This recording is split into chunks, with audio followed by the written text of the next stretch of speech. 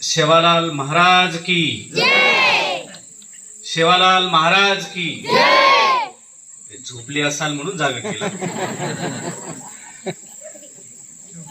आणि अगदी 10 वाजलेत बघा.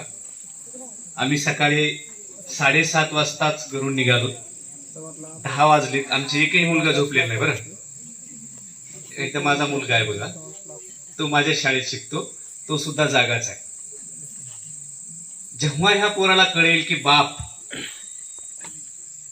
इतक्या लांब जाऊन हे सगळं लोकांना सांगत होता, त्याची हिंमत आहे वाईट काम करण्याची? अजिबात नाही. म्हणून आमची पोर आम्ही आमच्या शाळेत गायकवाड सरचे पण आहे. आणि हा विश्वास तुम्हाला आम्ही दिला. माझा विश्वास माझ्या स्वतःवर आहे. माझी शाळा आणि त्या शाळेत मी माझं पोरग शिकवतोय. हा विश्वास मी तुम्हाला दिलाय. का? माझा शिक्षक असण्यावर विश्वास आहे हो माझा स्वतःचा. त्याचं कारण असं आहे मित्रांनो, 2006 साली जेव्हा मी शिक्षक म्हणून गोंदिया आदिवासी नक्षलग्रस्त भागामध्ये नोकरीला लागलो, त्यावेळेस एक गोष्ट माझ्या लक्षात आली. बरं, परीस माहिती आहे? परीसाचं पाहिलं नाही कुणी, पण परीस मला माहिती आहे. त्या लोखंडाला परीसाचा स्पर्श झाला की त्याचं सोनं होतं. हे वैशिष्ट्य आहे. 2006 साली माझ्या लक्षात आलं, मी ज्या दिवशी शिक्षक म्हणून या क्षेत्रात आलो त्या दिवशी माझ्या हाताला परीस चिटकवले. ज्या बी लेकराला माझा हात लागेल त्या लेकराचं सोनं झालं पाहिजे, माती मात्र झाली नाही पाहिजे. जरी सोनं नाही झालं तरी त्या लेकराची माती नाही झाली पाहिजे. ही जाणीव 2006 साली जेव्हा माझ्या लक्षात आली, तिथून हा प्रवास सुरू झाला. आदिवासी नक्षलग्रस्त भागात काम करताना जी मजा आली, ती मजा माझ्या मराठवाड्यात येत नाही. मी डबल बोलतो. नक्षलवादी भागात, आदिवासी नक्षलग्रस्त भागामध्ये जी मजा मला काम करताना आली, जे लोक माझ्या पाठीशी उभे राहिले, माझ्या जीवाशी जेव्हा लोक खेळू लागले त्यावेळेस त्याच्या पुढे उभा राहणारे पालक माझ्या समोर मी पाहिले, पण ती मजा मला इथं होत नाहीये. अरे इतका वेळ तो खूप छान सगळं सांगितलं ना, असं निगेटिव्ह काय बोलताय? खरं ते सांगतोय. आम्ही उभं राहत नाही, काम करणाऱ्या माणसाच्या पाठीशी उभं राहिलं पाहिजे. लक्षात घ्या, गोंदिया आणि त्या भागात 2 वर्ष, जवळपास 12 वर्ष काम केलं. पहिली शाळा, त्या शाळेमध्ये मी जेव्हा जॉईन झालो, त्याचा पूर्व पीठिका मी सांगतो की माझे आई वडील सुद्धा अगदी शेतकरी, बाराशी खणणारे, गरिबी परिस्थिती. मी अगदी कॉलेज 12वी पर्यंत दूध विकलं.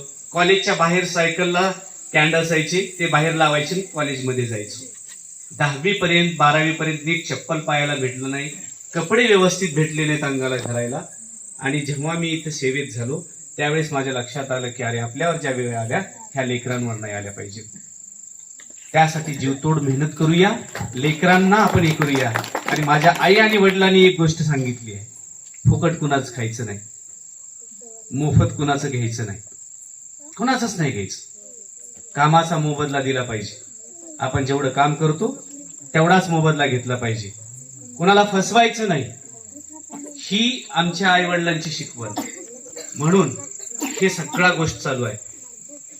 दवडीपार या गावामध्ये मी काम करत होतो. प्रसंग कसे येतात आणि गावकरी कसे धावून येतात. निष्ठेनं केलेलं काम कसं प्रभावी असतं आणि निष्ठेनं केलेलं काम कसं तळीस जातं याचं उदाहरण सांगतो. दवडीपार या गावामध्ये काम केलं, 7 वर्ष पूर्ण झाले. आणि 7 वर्ष पूर्ण झाल्यानंतर त्या गावच्या सुनबाई नागपूरहून बदली करून त्या गावात आल्या. त्या गावात त्या शाळेत जागा नव्हती, तरी शिक्षक एक जास्तीचा दिला. बघा प्रशासन कसं करतं, जिथं शिक्षक नाही तिथं न देता जिथं आहे तिथंच देतो. म्हणजे प्रशासनाच्या चुकीमुळे मी एक्सेस झालो, माझी बदली झाली.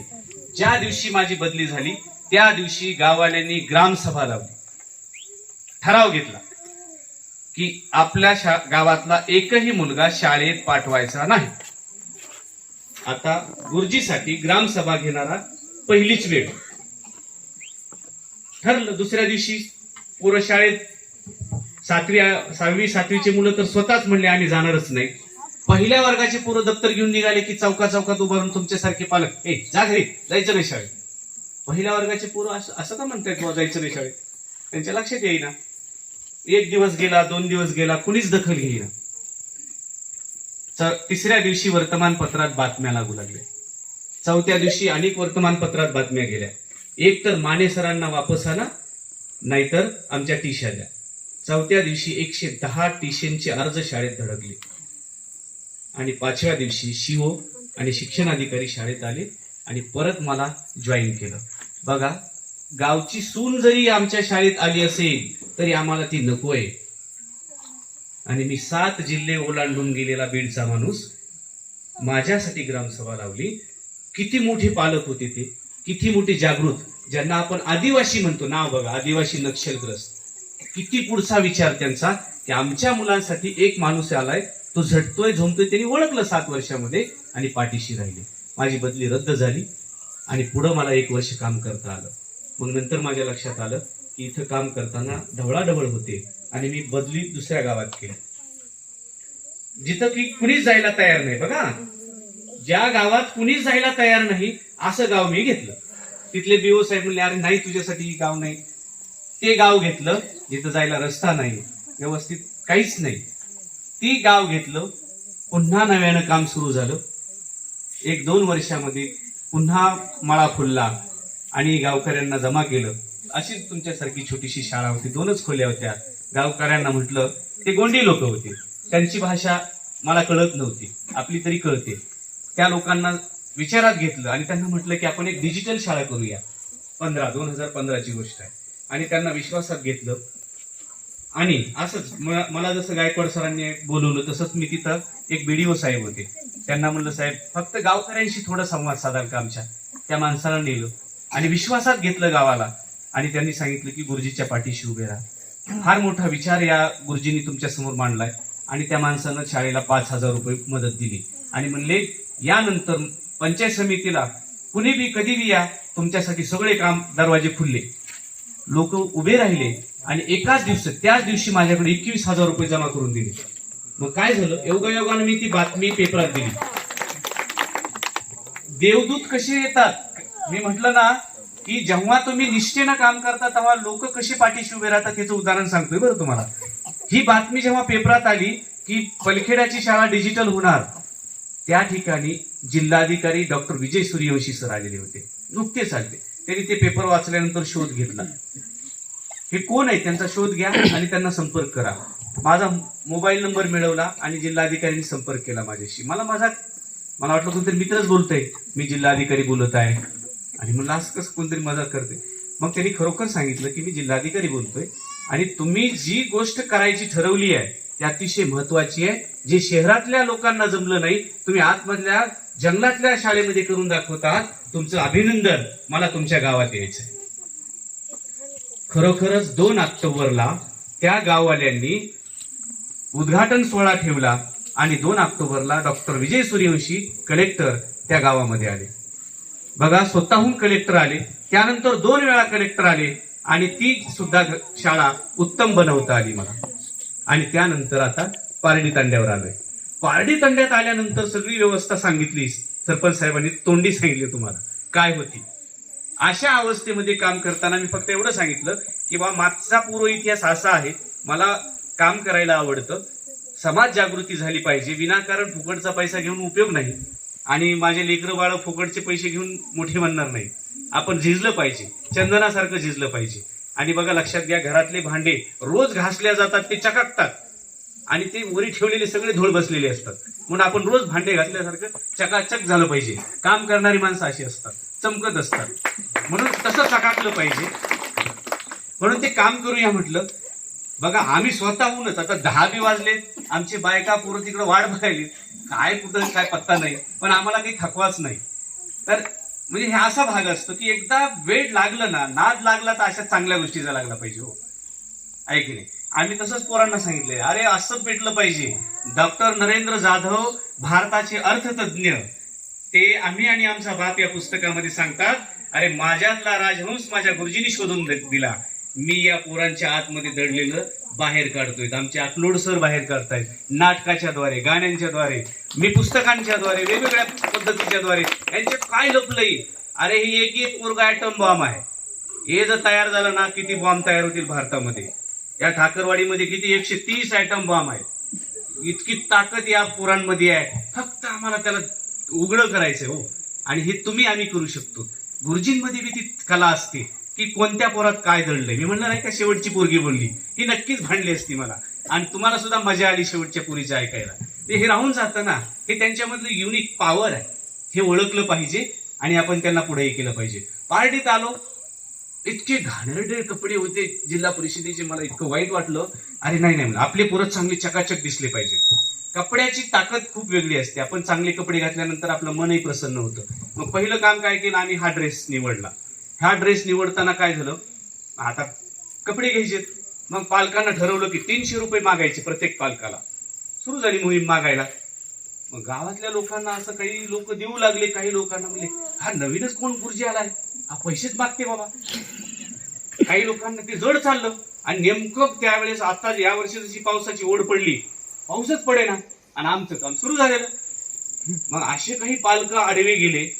मग काही लोक असतातच बघा गावामध्ये, चांगलं काही होईल की तिथं खुट्टी आणून ठेवतात. म्हणजे खरी गोष्ट ही, हा चांगलं करायचं की ते घेतातच अडचण. असं सुरू झालं की एके दिवशी काय झालं, हा प्रसंग सांगणं फार गरजेचं आहे. हा कारण तुम्ही अतिशय महत्वाचं काम हाती घेतलंय, त्यामुळे हे प्रसंग आठवण सांगतोय. आणि हे जिवंत प्रसंग हे बसलेले आहेत. मग हे पैसे जमा झाले, आमचं काम सुरू आहे. मग एके दिवशी सकाळी आमचे शाळा आणि मंदिर समोरासमोर, गावातले लोक सगळे येऊन मंदिराच्या तिथं बसतात चावडीवर. सकाळी सकाळी 3 जण येऊन माझ्या नावानं बोंबा बोंब शिवीगाळ सुरू की गुरुजीच्या नावानं जय हो सुरू झालं. मग काही लोकांनी, आता चांगले लोक असतात, काही जणांनी मग फोन लावला माऊली राठोडांना. अरे हे 2-3 असे येऊन शिव्या द्यायलेत माने गुरुजींना आणि मारतोच म्हणते दादा, येऊ द्या गुरुजींना शाळेमध्ये. हा काय नवीनच प्रकार आहे, सरकार पैसे देते कपड्याला, हे पैसे कसे काय मागते. हा प्रसंग माऊली राठोडांना कळाला. आणि ते पालक बी कोणते, माझ्याच वर्गाचे, ज्या मी आल्यानंतर जो वर्ग मला मिळाला त्याच वर्गाचे पालक. आणि म्हणले आता गुरुजीला मारायचं शाळेत आल्यास. मग मला काहीच कुणी सांगितलं नाही. माझ्या सहकारी शिक्षकांनी पण सांगितलं नाही की असं होणार आहे. मजेशीर गोष्ट आहे. म्हणजे हे नवीनच गुरुजी आलाय. त्यामुळं मग बाकीच्यांना पण थोडा त्रास झाल्यासारखं होतो. एखादं काम करत असताना सहकार्यालाही त्रास होतो. सांगितलं नाही. मग मी परिपाठ सुरू झाला, मी आलो. बरेच लोक जमलेले होते, जणू काही भांडण झालंय असं वाटत होतं. मी परिपाठ झाल्यानंतर ते आले ना माझ्याकडे 2-3. पण तत्पूर्वी एक इतिहास घडला. मी येण्यापूर्वीच या माणसाने फोन लावला त्यांना. जर माने गुरुजीच काय, कोणत्याही गुरुजीला तुम्ही नुसती शिवी बी दिली, काही जर केलं तर पायच तोडतो, शाळेच्या बाहेर राहायचं तुम्ही. मग ते लोक जरा शांत झाले, पण थांबलेले तिथंच होते. हे कोपऱ्यात येऊन उभे होते. मग परिपाठ झाल्यास ते आले ना माझ्या जवळ आणि मला हळूच कानात म्हणाले, सर पैसे नाहीत बरं का, थोडस 1 महिनाभरानं देतो पैसे तुम्हाला. म्हणलं काय हरकत नाही, मी तुम्हाला म्हणलंच नाही. म्हणजे शांत कसे झाले माहित नाही. मग हे सगळं झालं, परिपाठात गेले. मग हे माझ्या जवळ आले. काय म्हणले होते 2 जण. म्हणलं काही नाही, मग पैसे नाहीत माझ्याकडं, 1 महिनाभर लागल. बरं जावं सर म्हणले. आणि मग 1 तासानंतर ह्यांनी मला सांगायले की हे असं असं सगळं होणार होतं आणि ते तुम्हाला मारणार होते किंवा शिव्या देणार होते. बघा, म्हणजे असंही होतं चांगलं काम करत असताना. आता तेच पालक इतकं चांगल्या पद्धतीने मदतीला उभारलेले आहेत. आणि म्हणजे सांगण्याचा भाग असा की अशी प्रसंग येतील तुमच्याकडे पण, कारण फार मोठं काम तुम्ही हातात घेतलंय. अनेक पैशाच्या गोष्टी येत असतात. गुरुजीवर अविश्वास कधी कधी येतो, पण कृपया येऊ देऊ नका. कारण गुरुजी बघा, त्यांना पगार असते हो.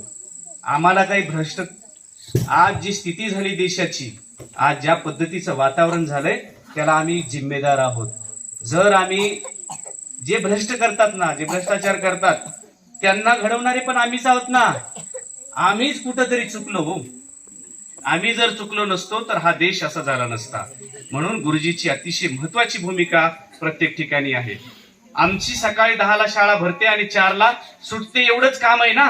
मग आता कशाला आम्ही इथं भाषण द्यायचे तुम्हाला? काय काम आमचं, काय बंद पडलंय? काय काय बंद पडलंय या गायकवाड सरांचं? अहो असाच प्रसंग वारे गुरुजी नावाचा माणूस महाराष्ट्रभर गाजला. त्या माणसानं प्रचंड काम केलं. आमचं तर काहीच काम नाही त्यांच्या समोर. त्या माणसाचं निलंबन केलं हो. म्हणजे बिनबोडाचे आरोप लावून त्या माणसाला बदनाम केलं. एखादा माणूस समाजासाठी एवढं काम करत असताना जर असं होत असेल. युवराज घोगरे नावाचा एक माणूस आहे, एक शिक्षक आहे, प्रचंड काम आहे त्याचं सुद्धा, पण तिथेही अविश्वास. पण पालकांना तुमचं काम आता सुरू झालंय. अतिशय चांगली माणसं तुम्ही इथं आहात आणि तुम्हाला खूप मोठं बळ सेवालाल महाराजांचं आहे.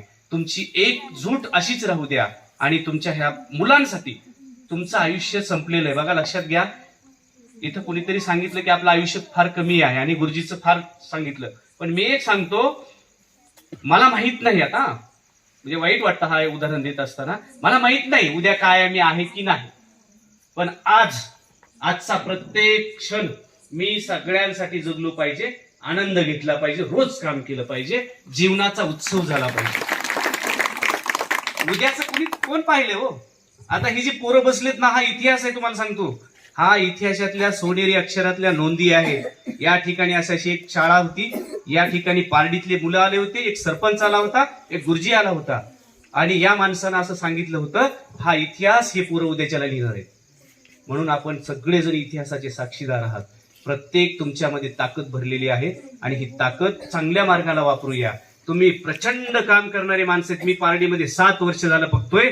अरे पारडीतली बाई बैलगाडी हाकताना कमाल केली. मी बैलगाडी म्हणजे बैल हाकायलेली बाई, एवढा मोठा, किती मोठं काम या स्त्रिया करतात, किती मोठी प्रचंड ताकद यांच्यामध्ये आहे. मला मुलगी नाही आहे, पण आमच्या शाळेतल्या सगळ्या पुरी किती प्रचंड. इथं जेव्हा बोलत होत्या ना, लक्षात घ्या, आईला किती आनंद होतो लेकरू जेव्हा बोलतो तेव्हा, तसं गुरुजीला आनंद होतो बरं लेकरू बोलत असताना. म्हणजे तुम्हाला सांगितलं ना, हे पुस्तक गुरुजी तुम्हाला आवडला पुस्तक, हे असंच निर्माण झालं हो. त्या लेकराला मी आवडलो. अरे मी काय दिसाय काय फार गोरा गोमटा पण नाहीये, पण कसं काय आवडलो? माझ्यातली गुण आवडली. त्याला आई पाहिली आणि आई पाहिली. अहो इथं कल्याणी बसलेली बरं, एकदा पहिल्या वर्गाला मला पहिला वर्ग दिला, तोही जाणीवपूर्वक. ती पण मजेची गोष्ट आहे. हा गुरुजी 5वी 6वी 7वीवर बरा उड्या मारतो. मोठे मुलं बोलतच असतात. अरे याला म्हणले पहिला वर्ग द्या, बघू काय करतोय. वरच्या वर्गाला तो कुणी शिकवल, घेतला पहिला वर्ग. असा भन्नाट झाला तो पहिला वर्ग. इथं कल्याणी बसलेली. पहिल्या वर्गात मी ट्रेनिंगला गेलो. 3 दिवस ट्रेनिंगहून परत आल्यानंतर आमची कल्याणी दरवाजात उभा, असा हात लाव. गुरुजी तू कुठे गेला होतास? आम्हाला करमल नाही 3 दिवस झालं. असा दरवाजाला हात लावून उभी. मी बघतच राहिलो. म्हणजे लक्षात घ्या, गुरुजीची किती आठवण येते. गुरुजी नसल्यानंतर त्यांना करमत नाही, मी नसल्यास करमत नाही. म्हणजे किती प्रचंड गोष्ट आहे. आणि किती असा दरवाजाच्या आतमध्ये येऊ देना झाली. म्हणजे किती हिशोब घेतला त्यांनी माझा. ही ताकद आमच्या गुरुजीमध्ये असते आणि ही ताकद आम्ही सगळ्यांनी जाणली पाहिजे. जर आम्ही चांगलं खाऊ, मी पौष्टिक जर खाल्लं, आईनं जर पौष्टिक खाल्लं, तरच आम्ही मुलाला चांगलं दूध देईल. आईनं चांगलं खाल्लं तर मुलाला चांगलं दूध मिळेल, पौष्टिक अन्न मिळेल. हे गुरुजींनी जाणलं पाहिजे. हे जाणलं म्हणून मला माझ्या मुलांनी श्रीमंत केलं. हे सांगतो तुम्हाला. कसं श्रीमंत केलं? मी श्रीमंत गुरुजी आहे असं म्हणतो. कसं काय? या पोरांना वाचनाची गोडी लावण्याच्या नादामध्ये 4 लाख रुपयाची पुस्तकं माझ्या घरात आली. म्हणजे मी खरेदी केली 4 लाखाची पुस्तकं. 2500 पुस्तकं माझ्या घरात आहेत, वैयक्तिक माझी स्वतः खरेदी केलेली आणि या लेकरांसाठी. म्हणजे मी श्रीमंत झालो. 2500 पुस्तकं माझ्या घरात. जरी टीव्ही नसली तरी काही अडचण नाही, पण 2500 पुस्तकं म्हणजे 2500 माणसं माझ्या घरात राहतात. प्रत्येक पुस्तकाचा एक लेखक माझ्या घरी येऊन बसलेला आहे. किती मोठं काम या पोरांमुळे झालं. लक्षात घ्या, जेव्हा आम्ही हे सगळं करतो, जेव्हा गुरुजी एखादं असं मोठं काम उभा करतं, तेव्हा तेवढ्या ताकदीनं यांच्या समोर उभं राहावं लागतं. आणि आम्ही शाळेत कशासाठी येतो आमच्या पोरांना विचारलं तर प्रत्येक पोरग उत्तर देईल की गुरुजी आम्हाला रोज नवीन काहीतरी सांगतो आणि रोज आम्हाला नवीन भेटतं म्हणून आम्ही शाळेत जातो. मग समजा रोज शाळेत काही नवीन भेटतच नसेल तर शाळेत जायचं कशाला? म्हणून आम्हाला रोजच सतर्क राहावं लागतं की आज पोराला नवीन काहीतरी सांगायचं आहे. या सगळ्या माध्यमातून आनंदाचं झाड नावाची संकल्पना क्रिएट झाली. आमच्या शाळेत येणारं प्रत्येक मूल आनंदाचं झाड आहे आणि ते आनंदाचं झाड आज ज्या पद्धतीनं तुम्हाला येऊन आनंद दिला तसंच आयुष्यभर ज्या बी ठिकाणी जाईल त्यानं तो आनंद दिला पाहिजे. समाजाला उपद्रव्य न देणारी मुलं आम्ही तयार करत आहोत. उद्याच्या समाज व्यवस्थेला प्रश्न विचारणारी ही माणसं आम्हाला उभा करायची आहेत. आज कुणीही प्रश्न विचारत नाहीये. लक्षात घ्या, मी खरं तर या विचारपीठाहून हे वाक्य बोललं नाही पाहिजे.